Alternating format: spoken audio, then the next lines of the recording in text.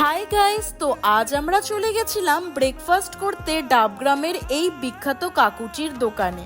তো এই স্টলটি ডাবগ্রাম সূর্যনগর পার্কের ঠিক পাশে। এই দোকানটি সকালের দিকে খুবই ব্যস্ত থাকে, আর এই দোকানটির টাইমিং হলো সকাল 8:30 থেকে দুপুর 3টে অবধি।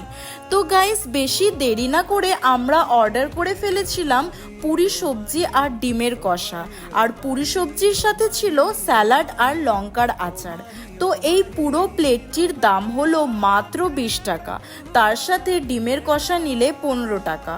তো গাইস, চলো খেয়ে দেখা যাক।